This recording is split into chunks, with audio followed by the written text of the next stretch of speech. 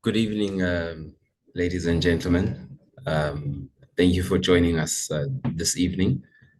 I'm Sandile Mpungose, the president of APSA and a lecturer at the University of Pretoria in the Prosthodontic department. Tonight, I'd like to thank SADA for allowing us as APSA to host this event. And it gives me great pleasure to be here today with our esteemed speaker. Just some house rules before I introduce our speaker. Could I ask all the attendees to type your questions in the using the Q&A tab and not use the and not raise the hand function. Please be advised that this evening's talk or tonight's evening's webinar qualifies for one clinical CEU. Your CPD certificates will be uploaded directly to the HPCSA platform, and you may access it directly from there. And just as a reminder, please do not forget, we have an exciting SADA Congress in the beautiful province of KZN in Durban. So please also come through and meet the APSA speaker at the main podium, as well in the parallel session, Dr. David Chartsworth, whom we are really excited that SADA has brought through for us. Lastly, please may I ask everybody just to complete the evaluation form at the end of this webinar. Without wasting any further time, I'd like to introduce to you Dr. George Babiolakis. He's obtained his dental degree at the University of the Witwatersrand in 2014. He's gone on to complete both a postgraduate diploma and a master's degree in 2019 in prosthodontics. His clinical interests include CAD/CAM technology, digital dentistry, and endodontics. As a student, Dr. Babiolakis won the undergraduate Colgate competition at the International Association of Dental Research. He won this for his study, which looked at marginal and internal fit of crowns, comparing two CAD/CAM systems. This achievement led him to represent South Africa at the IADR General Session in 2014 for the Hatton Award competition.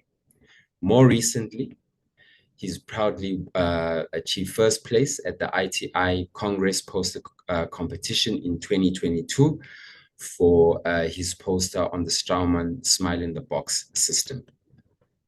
Now, after 6 years in private practice, George joined UP, where he's currently a final year registrar in the Department of Prosthodontics. As part of his training, he's completed a diploma in endodontics. He's gained extensive experience managing complex endodontic cases. And through his registrarship time, he's presented various seminars and journal discussions covering various aspects of prosthodontics and related disciplines. His clinical exposure includes working with a lot of cutting-edge technology, advanced materials, and modern dental equipment.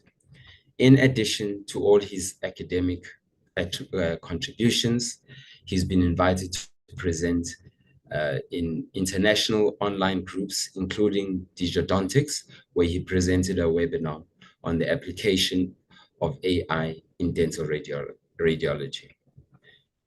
And with that, welcome, Dr. Babiolakis, and we're looking forward to the exciting presentation. Thank you. Thank you, Sandile. Thank you, everybody, for attending the webinar today. I just want to thank SADA as well for the opportunity. So this evening, we're going to be talking about artificial intelligence in dentistry. And as we all know, this is currently one of the very hot topics, not just in dentistry, but worldwide in all fields. So we're going to be talking about a look at the introduction to artificial intelligence, where it came from, where it started. We're going to look at machine learning and deep learning. We're going to look at how it collects and labels data, as well as the learning progress. We're also going to look at radiographic diagnosis. We're going to look at the different uses of AI in dentistry. And then we're going to look at our ethical considerations when we're using this technology. And then we will just conclude on the topic as well. So if we look at AI, AI can be described as the fourth industrial revolution.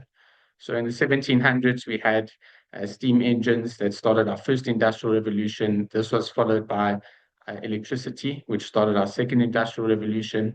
We then had our third industrial revolution, which was computing. And now we are currently in our fourth industrial revolution. This includes our artificial intelligence, our 3D printing, our biotechnology, robotics, autonomous vehicles, our nanotechnology, quantum computing, as well as our Internet of Things. So this term artificial intelligence or AI first emerged around the 1950s.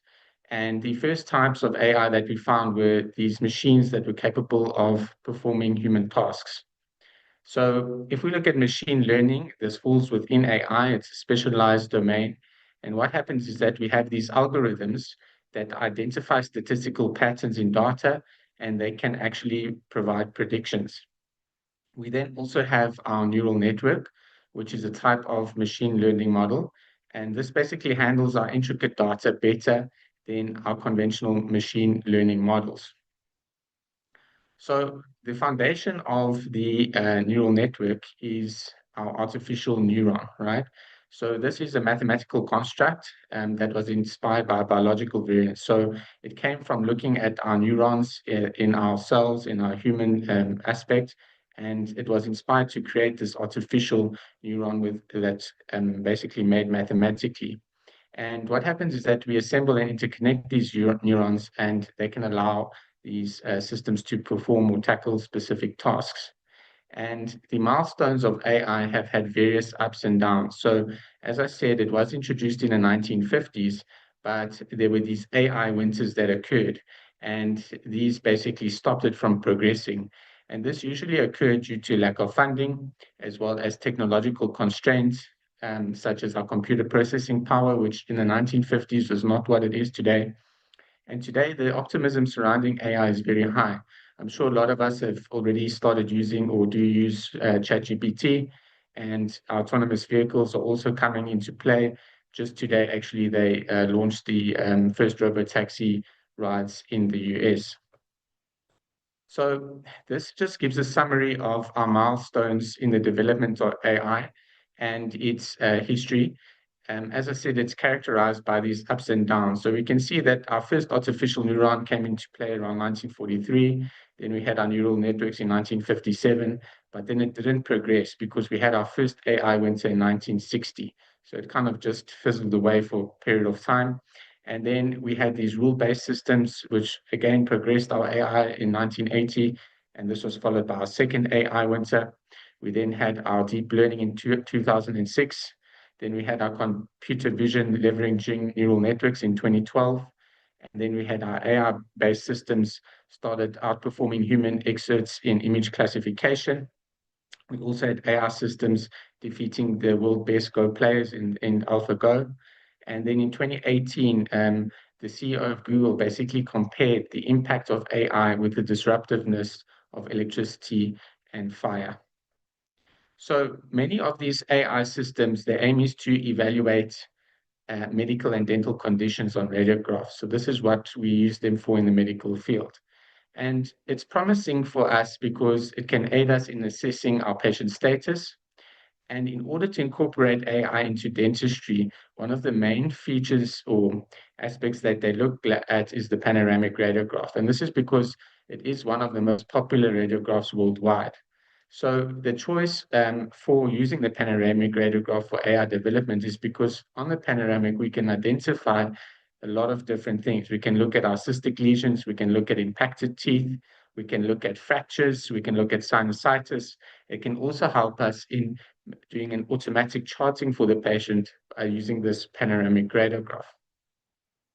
Now, if we look at our recent studies that are currently in the literature, and there's an impressive accuracy for dental conditions. So we can see caries teeth, and our AI systems can detect them to 91.5% accuracy.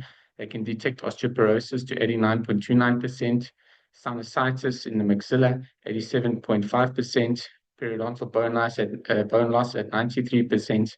And we also have numbering and identification of teeth. This occurs at a 93.67% accuracy. And we can also detect periapical lesions with a 99.95% sensitivity and 92% specificity. So what we can see from this is that the accuracy is quite high, but not yet 100%. So the other thing that we found with regard to AI is that there are debates surrounding the reliability of AI and their diagnosis and judgments. So, and how they get to this diagnosis. So there's debates. How did they decide that this tooth is carious or that this person has osteoporosis? And this has led to us developing or looking at something called explainable AI. So this allows us to basically explain how the AI got to this diagnosis in the first place, which we'll discuss a bit later under the ethics. And the other debate that we see is the misuse of AI for diagnosis. So are dentists using it as, or medical professionals using it as an aid, or are they using it to diagnose their patients without actually doing any cognitive thinking themselves to make the diagnosis? So under AI, we have our machine learning as well as our deep learning. So what is our machine learning? So machine learning refers to a computer model, and this learns by experience. So what happens is that this model that is designed on the computer is not told what to do. So examples are given, and this allows the algorithm to make predictions. But in order for this model to work, it needs a data sample. So you give it a data sample, and then it can construct a model from this data sample. And there are three types of machine learning. We have supervised machine learning. So basically, you can provide the machine learning model with labels on radiographs. And this is usually used in our dental radiology field. We can also have unsupervised, where there's no label, so the machine learns on itself by itself. But this can obviously mean that it's possibly more inaccurate. And then can have reinforcement learning, where it learns from feedback. So this is robots, video games, etc. So the subset of machine learning is deep learning. So how does deep learning work? Deep learning uses the neural networks and mathematical models, and it emulates the brain's neural network. So the problem with this deep learning is that it requires high computational power.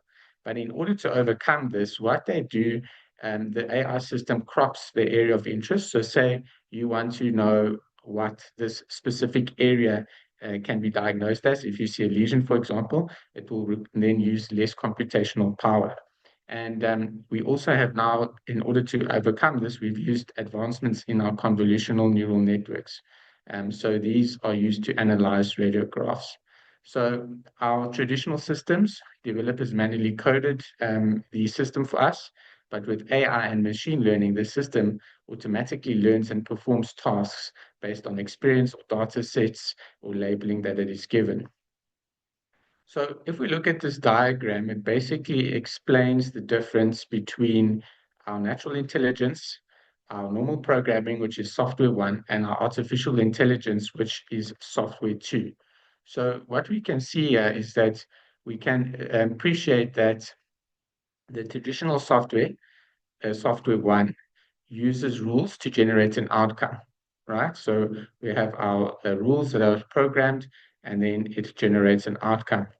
And now if we look at software 2, what this does is that it uses data and outcomes to infer rules. So this is what it uses for our machine learning. And these features are engineered by humans and then learned. So it does a regression modeling, so it works from backwards.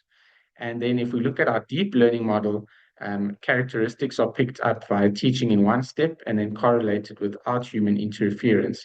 And this allows for complex data processing and structures, images, etc. So we can see that there's a big difference between a normal program and artificial intelligence. And the main thing is that it basically learns on itself, by itself. It alters the code by itself. And if we look at natural intelligence, artificial intelligence is trying to mimic our natural intelligence by learning as it goes along. So our deep learning algorithms have shown a lot of promise. They can automatically detect teeth. They've been used for oral cancer detection. They've been used for caries detection, periodontal disease. They can be utilized in orthodontic treatment planning. They can also be used in post-mortem identification. Now, the cornerstone of these deep learning models, as I said, because they need a lot of computational power, is these convolutional neural networks. So these are considered advanced computer systems that you access via the internet, and a number of them are listed below. You can see there's RCNN, which is our regional-based CNN. This is faster, but it needs more computational power. We also have YOLO, which is you only look once. We have DetectNet by NVIDIA. We have GoogleNet, and we have AlexisNet. And we can see that AI is a disruptive technology. And this, I don't know if any of you look at the stocks, but you can see that from 2018, the stock price of NVIDIA was 0.8 USD. It is now sitting at 143.41 USD as of yesterday. So we can see that this technology is being used and incorporated everywhere. So this is just the diagram that will indicate how a deep learning system learns to identify tooth decay in a radiographic image. So it does this by repeatedly analyzing data, and it reduces mistakes between its predictions and the actual labels. And then it keeps repeating this process, improving over time. So we provided with an image. It predicts what the diagnosis is and matches it to the label. So for example, in this image, it will say, okay, it thinks there's caries there, and match it to that label. And if there is caries there, then it learns and it goes on to the next image. But if it doesn't correlate with the label, it knows it's wrong, and then it will go back and try again. And that's how it keeps going through this process and basically altering its code to train itself. So what happens is that it can also go through classification, detection, as well as segmentation. So if we look at A on the image, we can see that the AI system identifies whether there is disease or not. So it zooms in on that tooth. It says there's a 99.8% accuracy that there is dental caries on this tooth. Then it can do detection. So it will pinpoint the area within the lesion. So it will say on this tooth where it is 99.8% sure that there is caries, it pinpoints where the caries is. So you can see there, it's on the mesial of the 3-6. And then it does a segmentation where it basically differentiates this lesion on the radiograph. So it also wants to collect and label data, and learn from this, and how does it do it, right? So AI accuracy requires extensive learning. It requires large data volumes. It requires processing power, and experts must dedicate time and effort for accurate learning.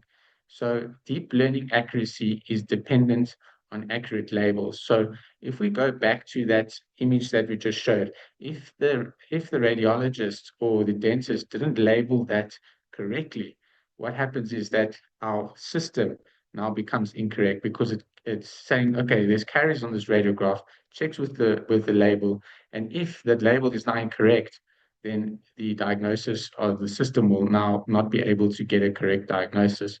So it's also dependent on this accurate label. So methods for labeling, you can use manual annotation. This can be done by a radiologist, or you can extract this from radiology reports. But this is resource intensive, it's time consuming, but we can use data augmentation to assist with this. So what happens is that you can take the same radiograph, you can crop it, you can flip it, you can rotate it, translate it, zoom it, skew it, or adjust its contrast and resolution, but you only did one label to indicate that this has caries, and this allows the system to train on the same image, but over a number of times. So it will do it like 7 times because the image is now different to how it was.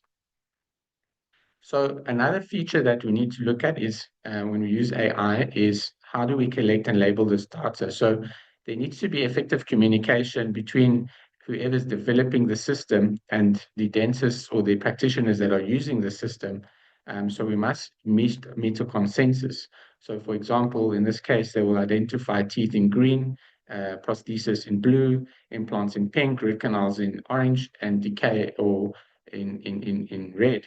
So if this isn't met, then we might have one system that identifies teeth with green, another system will identify it with yellow. So this is also something that needs to be taken into account with these AI systems. So our label data is typically split into training validation and test data sets. So our training data is used to train the model. So that's what we spoke about earlier. Then our validation data monitors our performance while training. So it identifies the most optimal method to arrive at this decision or diagnosis. And then our test data checks to see if the final results and performance are accurate. So there must be no overlap between these data sets. So what we do is we do cross-validation. So it's a method used to check the effectiveness of the model. And in certain cases, the validation data is skipped. So the data is split into training and test data sets. And that's just to save time and make the system develop itself faster. So this basically is an illustration of a five-fold cross-validation. So this entire data set is partitioned into training, validation, and test data sets. And basically it will train itself using using data sets from 2 to 5, and then it will validate with data set 1, and then it now swaps over to the different data set validation, and once it gets to the end, it is now trained. So this is basically how the system trains and validates itself as it goes along. So if we look at our radiographic diagnosis, we can see that with regard to oral and maxillofacial radiology, they've looked at using AI to diagnose various conditions. One of the first systems developed was in 1990. It's called the ORAD system. It evolved into the ORAD 2, and basically it enhanced differential diagnosis capabilities. So input patients' clinical and radiographic data, you put it into the system, and then it lists the potential differential diagnosis for you. And in 1999, the network system was then designed to assess cervical lymph node metastases of oral squamous cell carcinoma using MRI. So they have been developing this over time to current day. So this is an example of an artificial neural network that was modified by Park et al. Study. And what you can see here is that you input all this information. So you input your size of the lesion, the heterogeneity, the enhancement of the rim, your central necrosis, all of these inputs you provide to the system, and then it gives you a differential diagnosis, and then it can tell you if there is a metastasis or not. And this was just an example of how these systems work to come to a decision to tell you now that with the squamous cell carcinoma, is there a metastasis or not, etc. So deep learning techniques, as we have mentioned, have been investigated in diagnosing our dental caries, our periodontal disease, whether the patients have vertical root fractures, whether there is periapical pathosis, jaw cysts, or tumors. And this all depends on the data that it's given. And if the data is given and labeled correctly by a seasoned oral maxillofacial radiologist, we can get credible outcomes. So this was a panoramic radiograph where an AI system detected an odontogenic keratocyst in the posterior mandible on the right side. You can see this outlined in image B. And the deep learning system automatically recognized the presence of this lesion. And you can see that the accuracy, it says there's a 0.9999517, so that's a 99%. It's sure that this is an OKC that is possibly in this area. But again, caution, we must always use this as an adjunct, to supplement our original diagnosis that we make ourselves. So if we look at what fields this is used in dentistry itself, in Schwadenecker et al. In 2019, looked at a systematic review where he looked at a number of articles to see where is this AI being used. And he said in general dentistry, there were 15 articles on AI. Cariology, which is dental caries, 5 articles. Endodontics, 2. Periodontics, 3. Orthodontics, 3. Dental radiology, 2. General medicine, 4. And forensic dentistry, 2. So there's a number of articles, and this was in 2019. I can guarantee you that now it is substantially more. So if we look at Huang et al., so just so you can see here how many articles there were, 36. That was in 2019, and in 2020 there were already 50 studies on different AI systems used for radiology and diagnosis. So there were 6 studies on periapical radiographs, 14 on panoramics, 10 on CEFs, as well as 14 on CBCT studies. So what else can these AI models do? They can automatically identify and trace the inferior alveolar nerve. They can also assist in removing artifacts. They can reduce artifact removal on CBCT images, like you can see in C there. They can also trace the mandibular canal, the maxillary sinus. They can refine blurred images, and they can, as we already said, remove these artifacts on our CBCTs. If we look at our forensic dentistry, our researchers have explored a number of dental radiology aspects in forensics. However, these dental radiographs are known for their suboptimal image quality. They may have low contrast. There may be potential superpositions and distortions.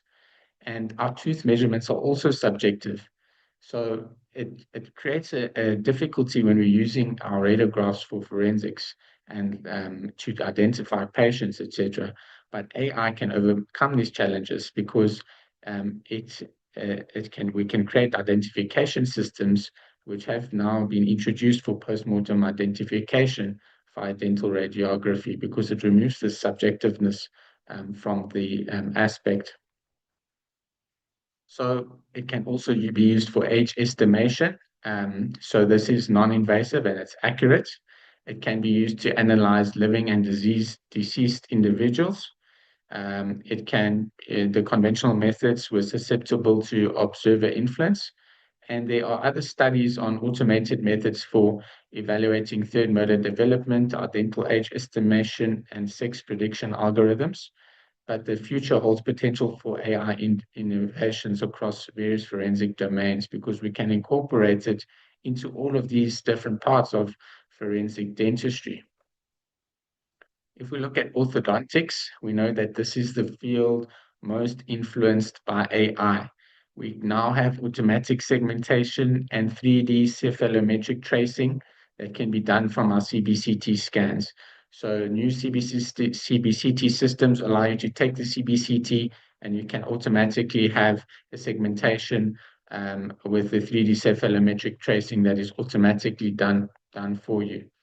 Researchers are also looking into predicting facial growth patterns using AI, and companies have already acquired large volumes of data on teeth movement via aligners. So this is another field where we have our active aligners that AI is now getting into this field, and it's providing groundwork for our AI-driven tooth movement and aligner systems. If we look at maxillofacial and oral surgery, our AI has facilitated visualizations of anatomy and pathology of images. So we've seen this just now with the OKC. It can assist with our diagnosis, our treatment decisions, our surgical plannings, and our outcome predictions. But it complements our human expertise and assists in our error reduction. It also can assist in detection of head and neck cancers. So we saw that system that we described, the thought process of the neural network. It can help us decide if this cancer is now probably metastatic or not. Researchers have advised surgeons that AI continues to proliferate in their field. And researchers have suggested that they must gather data and incorporate AI into their clinical practice because whether we like it or not, AI is coming. So in restorative dentistry, AI can assist us with disease detection and support diagnosis. So if we look at the image on the screen, we can see it can pick up our caries, whether there's a filling, whether there's a periapical lesion, where the caries is there bone loss, is there possible periodontal disease. So AI can spot dental decay on radiographs. It can find cavities between our teeth on bite wings. It can label teeth for automatic charting. It can also detect osteoporosis, and it does this by measuring the mandibular cortical width. It has a sensitivity of 88.5% and a specificity of 97.3%. So imagine you see a patient and you can say there's a 88.5% chance that you have osteoporosis just by using your AI system. You can advise the patient to go and seek further medical help or assessments just from these AI systems. If we look at periodontology, AI can sort large amounts of data to find patterns related to periodontal disease. It can be combined with different information for better periodontal disease diagnosis. It can also assist in improving oral hygiene habits. So we can provide our patients with our wrist sensor, which can track their brushing and their flossing habits. Chang et al. Devised a way to categorize periodontitis staging, and he used dental panoramic radiographs, and he used a hybrid deep learning approach. So the system he made combined deep learning with traditional computer-assisted methods, and he was highly accurate in identifying this periodontal disease and bone loss and staging on the severity of the bone loss. So you can see that this AI is going into every field that we have. If we look in endodontics, AI can assist us in studying our root canals, the complexity, in locating our periapical lesions, in predicting the treatment outcomes. It can also identify vertical root fractures. It can help us locate additional roots for molars on panoramic radiographs. So there was a study that done where it actually, by taking a panoramic radiograph, it could tell you if there's an additional canal on the maxillary molar. It could help identify patients who truly require CBCT to locate these canals. So once it's identified that there's possibly an MB2 or additional canal on a molar tooth or any other tooth, then you know, okay, I'm going to send this patient now for sectional CBCT to see where this canal is. And it does this all by processing its algorithm feedback and developing its own code. So if we look at our patients with cleft lip and palate and other syndromes, it can assist us with diagnosing, predicting, and planning treatment for these patients. It can estimate the chance of someone having a cleft lip and palate. It can identify genetic and environmental factors that can contribute to this. So it's promising diagnosing cleft lip and palate before birth. After birth, it can detect and classify this for us. It can also estimate the size of the defect as well as the treatment outcome. And it can also be used to assist us with speech therapy. So if we look with regard to prosthodontics and smile design, digital dentistry encompasses every facet of prosthodontics that we can see nowadays. Intraoral scans are replacing traditional scans in certain instances for accuracy and efficiency. AI is incorporated into prosthodontics because it can assist us in digital scanning. It can remove, for example, excess soft tissue. If our glove is in the way, etc., it can clean up the scan. In fixed prosthodontics, it can automatically locate our prep margins. In CAD/CAM, it can assist us with our crown design. It can also distinguish between our dental arches and assist us with setup of teeth for dentures, providing us with the best looking teeth and the best occlusal scheme. It can also assist us with shade selection, so it can help us match tooth color automatically. So it can also help us with implants. It can predict an implant position when planning. So it can virtually place the implant where it thinks it's best. Obviously, you will have to double check and move it, but it will help us. It can help you select the most appropriate implant for that location. It can evaluate our bone quality. It can identify and trace the inferior alveolar nerve automatically. If we look at our smile design, it can combine 3D data from radiographs, intraoral scans, facial scans to design the optimal smile for this patient. If we look at tooth surface loss, it can predict this with a reasonable accuracy. It can also help us classify implants. How many of us see patients with implants and they come in and we don't know what system was used? these AI systems will eventually be able to tell us that is this specific company's implant. This is the specific implant that it's there. Um, and it's incredible. Now, as I said, there are debates regarding the ethics of AI, and it's rapidly being adopted, right? And we are focusing on the technical and clinical benefits. And researchers are not looking, and developers are not looking at the ethical side of things.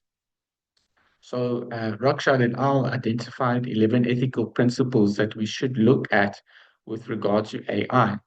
The AI should be transparent, and there should be engagement. So there should be clear communication of the AI model and the outcomes. There should be diversity. So there should be fairness and applicability. There should be wellness. So it should contribute to individual and organizational wellness. There should be a respect for autonomous decision making. So it should respect human autonomy. So it shouldn't just make the diagnosis for you, it should work together with you. It should provide us with privacy. So this is our federated learning, which I'll discuss just now. And this is to mitigate privacy risks. It should have accountability and responsibility. So if this AI tells you to place this implant here, or that there's decay and there isn't, who's responsible?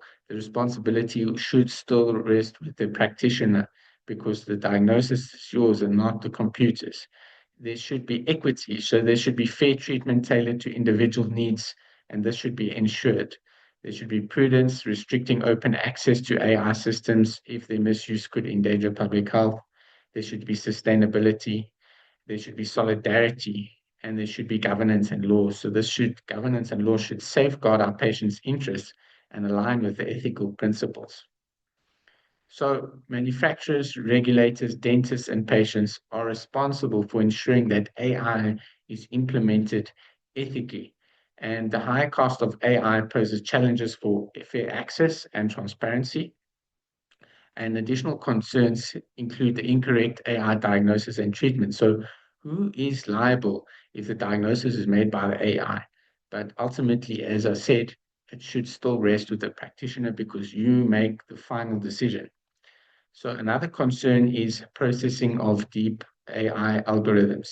So the rationale behind the results is unknown. So what does this mean, right? That we have this black box. So I don't know if anyone saw Mark Zuckerberg when he was called in to court in America, and basically they wanted to know, how does this Facebook algorithm work? And he couldn't tell them, because this algorithm basically developed itself. So it's a black box. He doesn't know what that code is, how that code works, and how exactly it gets you to stay online. And this is the same thing that we're dealing with in when we're looking at AI in dentistry, is that if it's getting developed without us knowing how it gets to this diagnosis, we're also getting this black box, and which is not allowing us to explain how did it get to this diagnosis, because it can also educate us in that aspect. So recent research has now focused on explainable AI, which we call XAI, and this allows us to explain, how did this AI get to this diagnosis? So for example, this is an example of the black box, right? So you give the AI this image A, okay? In our case, obviously it would be a radiograph. It goes through this black box model, and it tells you this is a rooster, all right? And then you don't know, how did it determine that this is a rooster? And when we look at explainable AI, which is B, part B of the image, we can see that it picked up as a rooster because of that thought process that it followed. So it said the image was classified as a rooster. And if we look at C, the image was classified as a rooster because of the rooster's comb and wattles. The image was classified as a cat because of the cat's ear and nose. And then it says the image was classified as a horse because of a copyright tag. Now you know that that image, the last image there of a copyright tag, doesn't mean it should be classified as a horse. And if we didn't have this explainable AI, we wouldn't understand why is the system making these incorrect diagnoses. So we need in dentistry to make sure that our AI is explainable. So we know, how did it get to this realization. And is it justified that it says it's a horse or not a horse? Because you cannot say something is a horse because of a copyright tag. And this is the whole thing with regard to the ethic. One of the ethical issues is that we need to understand how it got there. And as I said, this is one thing that Mark Zuckerberg from Facebook could not explain. So data security is another ethical issue that we have. So researchers advise of using federated AI learning. So what happens is that you provide this AI system with all these radiographs, but this AI system or this company doesn't own these radiographs. So now aren't we breaching our patient confidentiality? But again, how do we train the system if we don't have enough data? So what the researchers have now advised us to do is use federated learning. So what happens is that someone will, or the developer will provide an AI model. This will train on local decentralized data. So for example, it will train at a hospital that takes a lot of dental panoramic radiographs. And it will with only updates shared among models. Okay. So it will train locally, but it won't share the data to the AI. It will just share the updated algorithm code to the AI. So this safeguards the patient's privacy because the system is not technically sharing the x-rays, it's just sharing the update in the actual coding. So this offers a scalability and privacy, and it also allows for distribution of the model to institutions, so we can allow learning using local data without sharing our patient information. It also requires high performance servers and processing power.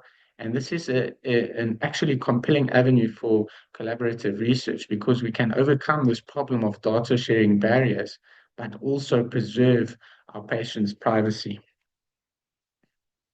So what can we conclude from this, right?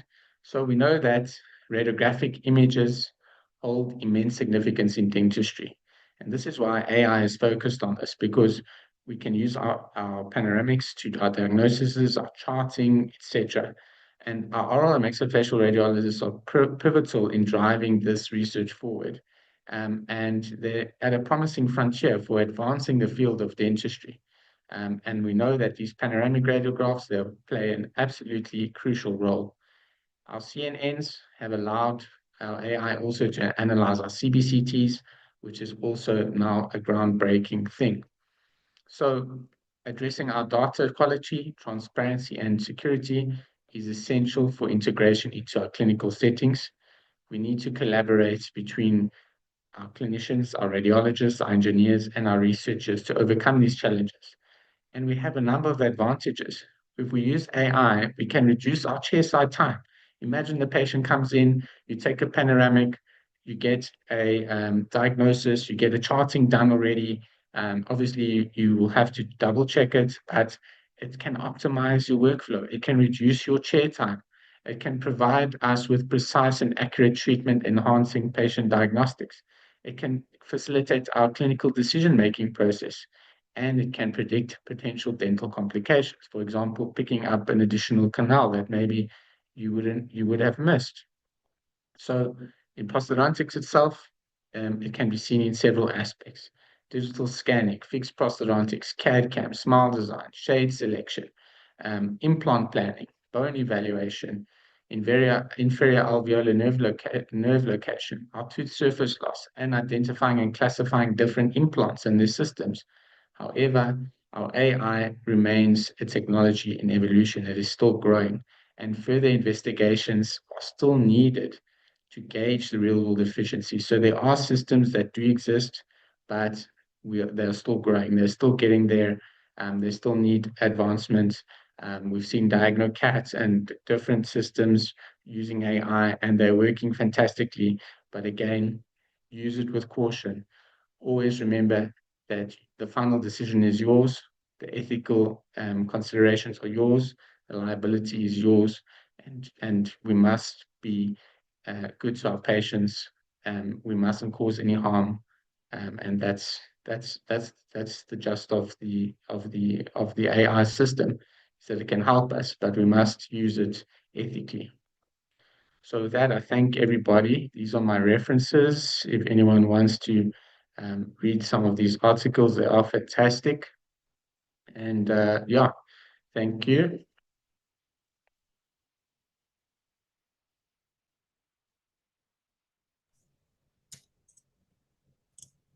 Yeah, thank you, George. Yeah, that was great.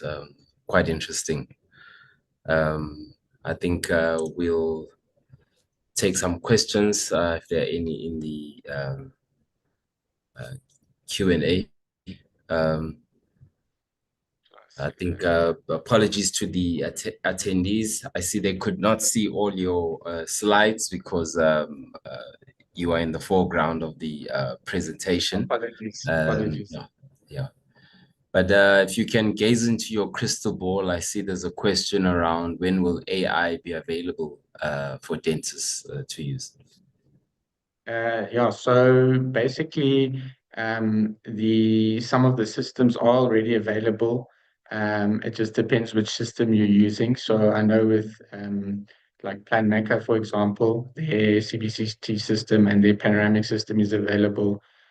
With regards to our implant planning softwares, Code Agnostics has now incorporated our AI system, which works fantastically. So yeah, they are available. But obviously they still come with quite a high price tag because there are a number of there aren't a lot of people that are adopting this technology yet. I think as it gets more adopted, it will become more cost effective for us to adopt it in our daily practice.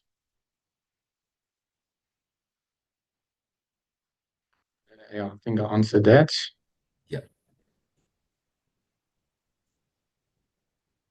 yeah, I think that's answered. I'm not seeing any other Other questions questions? at the moment.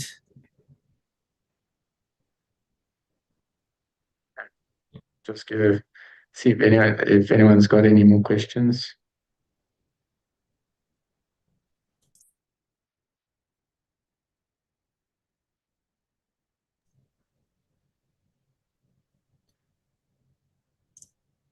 Yeah, no, I don't see any other questions. Okay, there is one. Um, will AI replace dentist's actual treatment? As I said, if you look at the statistics, it's never 100% accurate. Not that we are 100% accurate all the time, but you always need to use it as an adjunct when you're doing your diagnosis, when you're doing your charting, but you can't replace everything, you know. You're still going to need to use it as an adjunct. And also think about the ethics behind that. If it replaces your treatment, then who is actually going to be liable? So the decision and the thought process and the treatment will still lie with you. Let me see. We'll replace radiologists. So again, the radiologists are still required to train the system because we need to label the data in order to train the system. So at the moment, definitely won't replace the radiologist. And again, you still need a human diagnosis to accompany the AI. So I don't think it will replace radiologists completely. I think it will assist them with diagnosing and decrease the amount of time they use, but I don't think it will replace them completely. Let's see. As dental professionals, how can we adapt to the ever-growing use of AI in dentistry? So I was at a lecture the other day, and the speaker said, you need to use AI or die. So they estimate that about 70% of businesses worldwide are going to adopt AI, and it's going to replace a lot of jobs that are currently available. So we, as in dentistry, we need to also adapt to this AI. We need to use it to our advantage. As I said, it can assist us with decreasing our chair time, assist us with charting, assist us with diagnosis. So we need to adopt it as well, because if we don't adopt it or adapt to it, um, as mentioned, we are going to be left behind because the rest of the world is moving there. In the medical field, they're also moving there. Will they perform clinical treatments? So there are instances where we have treatments such as not necessarily AI systems, but we have robotic systems that are performing treatments that can place implants, that can do restorations, etc. There's literally a robot that can place implants in the jaw using a guided system, and they perform them quite accurately. But again, you still need the human to assist with the planning and all of that. So again, it won't replace the clinical treatments per se. We just have to adapt to assist it with that. And with regard to for example, like there are robotic systems doing fillings and that, they take very long. So I don't think they will be replacing the clinical treatments at this stage. Again, we always need a human intervention either way. I mean, in the medical field, they have robotic surgery and things like that, but it's still operated by a doctor at the end of the day because the liability must lie somewhere. Mm, Name a couple of AI for dentistry available. So as I said, you can use the Plan Maker system. There's the DiagnoCat as well. For implant planning, there you can use the co-diagnostic system. But yeah, most of the companies are coming out with AI systems. So you'll see as things start getting updated with regard to our panoramic X-ray software, the AI is going to start being incorporated into that as well. Um, will AI be able to do original uh, research? I don't think it will be able to do original research. It will still need human intervention to assist it. And as I said, it trains from human input. So it can't train on its own without the input that we give it. Yes, we don't code it, but we give it the input that allows it to learn. So I don't think it can do original research on its own. Wouldn't it be best for the future of dentistry for learning institutions to expose students to these AI systems? Yeah, absolutely. I think we need to expose our students to these systems so they can see how they work. I think the whole digital field of dentistry, our students need to be exposed to them because in private practice, they are going to be exposed to them and they need to adapt to these systems and be able to use them and incorporate them. So I agree with you 100%. It is best for the future of dentistry for our institutions to expose our students to this. Will AI be involved in robotic dentistry? And how far away do you estimate robotic restorations are? As I said, they are already doing robotic restorations, but again, it is very slow. I think the last research or study I read, it takes about 3 or 4 hours for a class one filling. So it's not feasible time-wise as well as financially. Definitely not reasonable yet. So yeah, we're still okay in that front. Any charting and general checkup air diagnostics in SA that you know of, they can work on any panel scan, not tied to a brand. I think you can look at DiagnoCat. I think that can be incorporated. You can upload a pan to that, and that can assist you with that. Um, yeah, I think that's the most common one. Does AI do age estimation by making use of data as we currently have it? What about the lack of data from African population? Will this cause incorrect learning for the AI system? Yeah, absolutely. So it does add AI age estimation using the data that we currently have. As we know, there is a lack of data from the African population. I think this is increasing, especially with in the orthodontics field. I think we are gaining more data for this. Yeah, it will cause incorrect learning because it will be tailored for one specific population.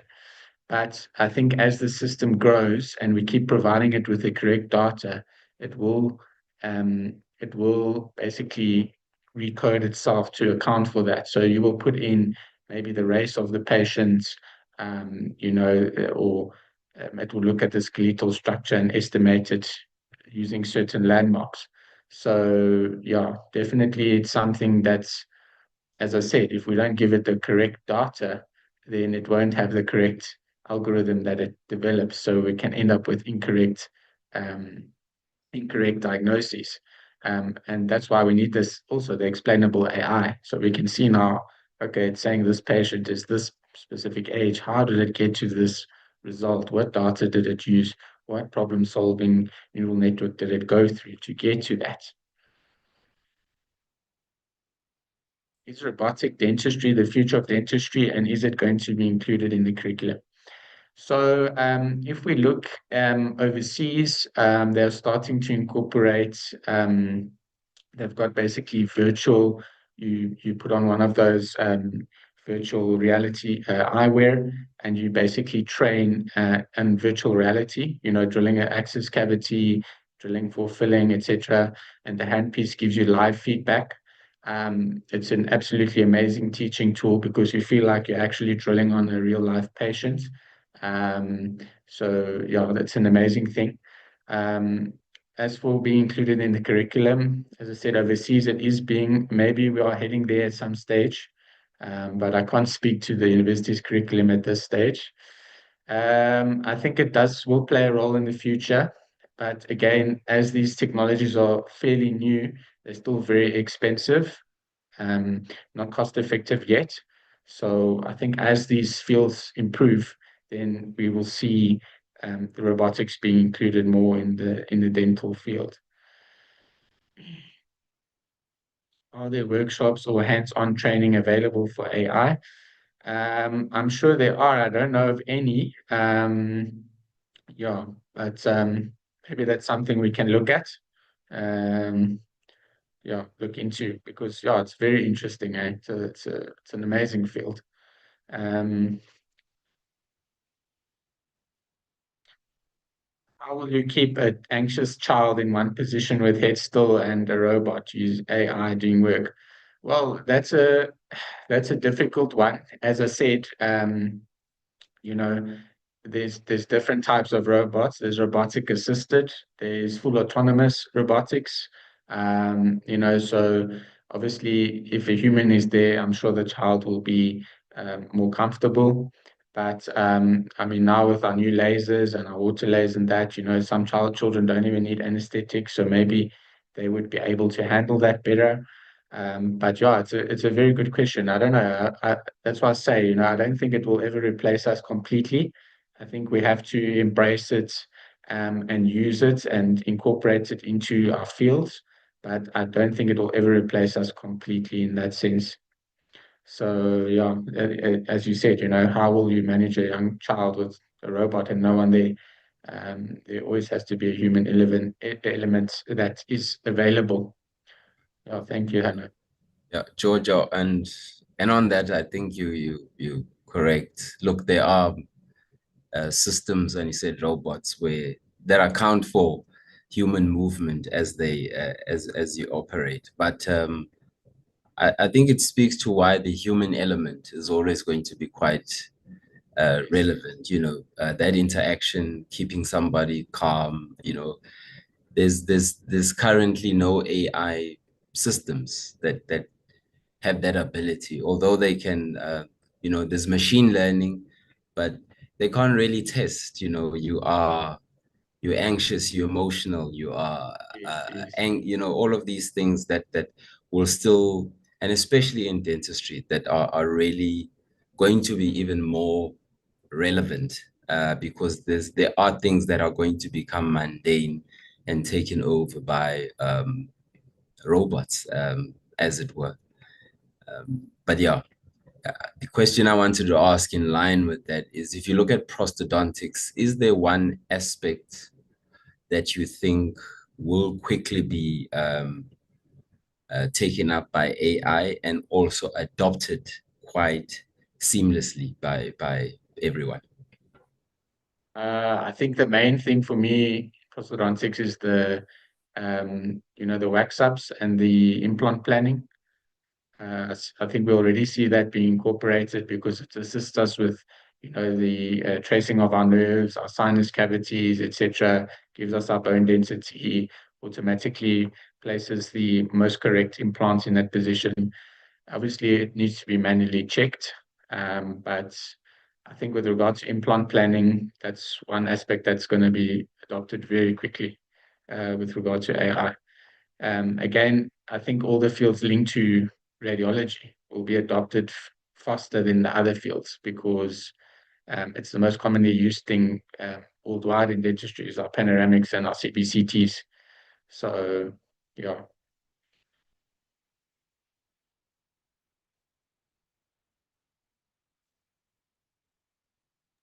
I think there's just two or three more questions. Comments. Just hope AI can take more accurate shades than the human eye. Yeah. So, yeah, there are devices that we use to take shade. There's the Vita Easy Shade guide. Obviously, it costs quite a lot, but there are devices that can take the shade for you, more accurate than the human eye. Let's see, Jonathan Miller. If we place an implant or do another procedure using AI, yeah, no, definitely not. As I said, the um, the ethical liability still lies with you as the clinician. So, I mean, in China, where they're using the fully autonomous robots to place the implants, there's still about five dentists or surgeons standing around the patient while the robot does the surgery. And they still find that in some cases they need to intervene to place the implants or talk it in because the machine is only set to talk to 50 newtons and things like that. So the liability will always lie with the practitioner because someone has to tell the robot what to do at the end of the day. So yeah, so if you're using AI, always use it as an adjunct. Do we see AI replacing and minimizing the function of assistants and other staff in the dental office? Yeah, look, I think another field that it's going to really help us is with regard to our appointments and our receptionists and our taking our calls and things like that, making our appointments. So I think it is going to decrease the amount of time that our receptionists spend on the phone. If we can have I mean, there are already AI agents that can take calls and respond to messages and WhatsApps and things like that. So I think that will minimize the function of our receptionists. Our assistants, I don't think so. I think they will still need to assist us when we're working and sterilizing our room, etc. But yeah, I think for us they may decrease the time because they'll assist us with our charting and all of those things. So yeah, I think that answers everybody. Yeah. And George, if you look at it, you can apply at a university now through WhatsApp from your application form right through to your registration. You don't ever need to see a human being. So it is possible that patients could end up coming through to your practice without ever having to actually ever speak to anyone until the day they pitch up for the appointment, because that's technology that's already available and Yeah, out there and being used in other industries, which I think where all of this is going. There's an explosion of merging between several other industries. So yeah. yeah. But yeah, I don't think we must be fearful, where one door closes, another will open. So that's why you need to adopt the AI so that you can utilize it to the best of your ability. So yeah. Yeah. Yeah. Thank you, George. I think you've covered uh, Yeah, thanks, everyone. Amelia. Yeah. Uh, Thank you very much for the presentation. That was quite enjoyable. Thank And you. I we look forward to hearing more about AI, and hopefully it's something we'll all be adopting. And again, to everybody, I hope to see everybody in Durban at the Congress. And that's all from me. I'll give you the last word, George. I just saw there was one more question. Do AI help in minimizing the function of assistant with the clear liners? Definitely, I think with the clear liners, it's going to improve the accuracy as well as the speed that we get that. So with that, I just want to thank everybody for attending, and I hope it was insightful. Hopefully we can, look at doing a workshop or something at some stage as the technology becomes improved. And thank you everybody. Yeah.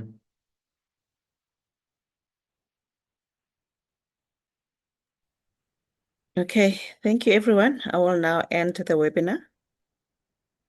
Thank you.